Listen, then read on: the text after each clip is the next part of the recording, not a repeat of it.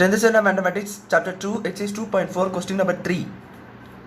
Find the nth term of the following sequences. சொல்லிட்டு ஒரு 3 sequence கொடுத்துறாங்க. ஸோ இதில் ஃபஸ்ட் ஒன் பாருங்க 2 5 10 17. இதில் இந்த 2 எப்படி இருக்குன்னு பார்த்தீங்கன்னா in terms of 1 square plus 1 இருக்குது, அதாவது 1 plus 1. அண்ட் இது பார்த்தீங்கன்னா 4 plus 1 ஸ்கொயர் நம்ம ரெண்டாவதுல எழுதேன். அடுத்து இது பார்த்தீங்கன்னா 9 plus 1 அண்ட் லாஸ்ட்டு 17 பார்த்தீங்கன்னா 16 plus 1 இந்த மாதிரி இருக்குது. அதாவது ஒவ்வொன்றுத்துக்கும் ஒவ்வொரு ஸ்கொயர் மாதிரி இருக்கும். இப்போ இது பாருங்கள் 1 square plus 1னா 1 ஸ்கொயர் ஆக்சுவலாக அது 1 ஸ்கொயர் இருந்திருக்கேன். இந்த 4 எப்படி ரைட் பண்ணலாம், 2 square plus 1 ரைட் பண்ணலாம். இந்த 9 வந்து 3 ஸ்கொயர் எழுதிட்டு ப்ளஸ் 1 இது 4 square plus 1. ஸோ இந்த மாதிரி இருக்கும். அப்போது இந்த டேர்மை இப்படி கொண்டு வரணும் நீங்கள். ஸோ ஃபஸ்ட்டு இந்த 2 வந்து 1 plus 1, 5 வந்து 4 plus 1, 9 plus 1 சாரி 10 வந்து 9 plus 1, 17 வந்து 16 plus 1. ஸோ இந்த மாதிரி வந்துட்டு இங்கே பார்த்தீங்கன்னா சைடில் இருக்கும் பார்த்தீங்களா, இந்த நம்பர்ஸ் எல்லாம் ஸ்கொயர் ஃபார்மேட்டாக எழுதணும்.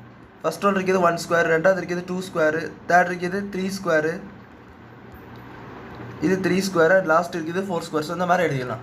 இப்போ இது இப்படி போயிட்டே இருக்கும். இதுக்கு அடுத்த டேம் வந்து 5 ஸ்கொயர் ப்ளஸ் 1, 6 ஸ்கொயர் ப்ளஸ் 1 போயிட்டே இருக்கும். இதுக்கு அடுத்த டேம் நமக்கு கொடுக்கல. இப்போ இதை வச்சு நம்ம ஜென்ரல் டேம் எப்படி எழுதலாம் பார்த்தீங்கன்னா ஏஎன், ஜென்ரல் டேம் வந்து ஏஎன் டிஃபைன் பண்ணுவாங்க. அது எப்படி எழுதணும் பார்த்தீங்கன்னா இந்த 1 2 3 4 போது பார்த்தீங்களா அந்த இடத்துல n போடணும், அவ்வளோதான். ஸோ அப்போ இது n ஸ்கொயர் ப்ளஸ் 1 வேறு n belongs to natural number. இது என்னில் இங்கே நேச்சுரல் நம்பர் தான் போடணும். 1லேருந்து ஸ்டார்ட் ஆகுது பாருங்கள், 1 2 3 4ன்ட்டு. ஸோ நேச்சுரல் நம்பர்ஸ் போடணும்.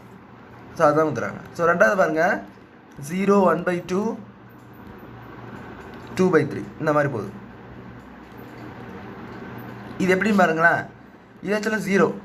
இன்றைக்கி இந்த டைமை பார்த்தா புரியாது. ரெண்டாவது டிக்கி டைமை பாருங்கள். ரெண்டாவது டிக்கி டைம் ஆக்சுவலாக என்ன time, second time. So second டைம்னா கீழே 2 இருக்குது, மேலே வந்து 1 இருக்குது. 2 விட 1 கம்மியாக இருக்குது. ஸோ 2 - 1. அடுத்த டிக்கி தேர்ட் டைம் ஆகும். ஸோ தேர்ட் டைம் பார்த்தீங்கன்னா 3, கீழே 3 இருக்குது. தேர்ட் டைமுக்கு 3 தானே வரும். ஸோ 3 இருக்குது. இங்கே பார்த்தீங்கன்னா 3லேருந்து 1 குறைஞ்சிருக்கு. ஸோ அப்படி தேர்ட் டைம். இப்போ இதே போல் ஃபஸ்ட் டைம் எப்படி ரைட் பண்ணுவீங்க, இது செகண்ட் டைம் இப்படி ரைட் பண்ணிங்க, தேர்ட் டைம் இப்படி ரைட் பண்ணிங்க. ஃபஸ்ட்டு டைமுக்கு இதை வந்து கீழே 1 போட்டுட்டு 1 - 1 போடுங்க, 0 தான் வரும். 1 - 1 0/1, 1 - 1 0/1 that is equal to 0. So அதை நீங்கள் இப்படி எழுதிக்கலாம். ஸோ ஃபஸ்ட் டைம்லேருந்து டைரெக்டாக எழுத முடியாது. நீங்கள் இதை செகண்ட் டைம் தேர்ட் டைம் எழுதிட்டு நீங்கள் கண்டுபிடிக்கிறது ரொம்ப ஈஸியாக இருக்கும். ஸோ செகண்ட் டைம் வந்து கீழே 2 இருக்குது, 2ன்னு சொல்லிட்டு நம்ம மேலே வந்து 2 விட 1 கம்மியாக இருக்குது. கீழே பார்த்தீங்கன்னா 3, மேலே வந்து 3 விட 1 கம்மியாக இருக்குது. இதுக்கு அடுத்த டைம் எப்படி இருக்கும், கீழே 4 இருக்கும், மேலே 4 விட 1 கம்மியாக இருக்கும். ஸோ இப்படி போயிட்டே இருக்கக்கூடிய சீக்வன்ஸ் தான் இது. அப்போ இதோட ஜென்ரல் டைம் என்னது, ஏன் ஈக்குவல் டு கீழே வந்து எந்த டேர்ம் நீங்கள் சொல்கிறீங்க அந்த டேர்முக்கு. இப்போ என்ன n இருக்கும், கீழே வந்து மேலே வந்து என்னை விட 1 கம்மியாக. ஸோ அதுதான் இது. இதில் n belongs to natural number. So இதுதான் ஜென்ரல் டேர்ம். நெக்ஸ்ட் மூணாவது சம் பாருங்கள். தேர்ட் சம் பார்த்தீங்கன்னா 3 8 13 18 அந்த மாதிரி போயிட்டே இருக்குது. இது பாருங்களேன், இது இன் டேர்ம்ஸ் ஆஃப் 5 டேபிள்ஸில் எழுதலாம். எப்படி எழுதலாம், 5 - 2 ஃபஸ்ட்டு 5 - 2 தான் 3, அடுத்தது வந்து 10 - 2 8, 15 - 2 13, 18னா 20 - 2. இது போயிட்டே இருக்கும். அப்போ இதெல்லாம் பாருங்கள் 5 டேபிளா. ஸோ இதை 5 டேபிள்ஸில் எழுதிக்கோங்க. அதாவது இந்த 3 8 13 18 எப்படி எழுதலாம் பார்த்தீங்கன்னா 5 10 அப்படின்னு சொல்லிட்டு எழுது. 5லேருந்து 2 குறைச்சி, இந்த 8 வந்து 10லேருந்து 2 குறைச்சோம், 13 வந்து 15லேருந்து 2 குறைச்சோம், 18 வந்து 20லேருந்து 2 குறைச்சி எழுதிட்டு in terms of 5th table எழுதுங்க. இப்போ 5 × 1 - 2 அடுத்து என்னது 5 × 2, 5 2s are 2 10. So 5 2s are 10 - 2, இது 5 3s are 15 - 2, இது 5 4s are 20 - 2. ஸோ இந்த மாதிரி இது போயிட்டே இருக்கும்.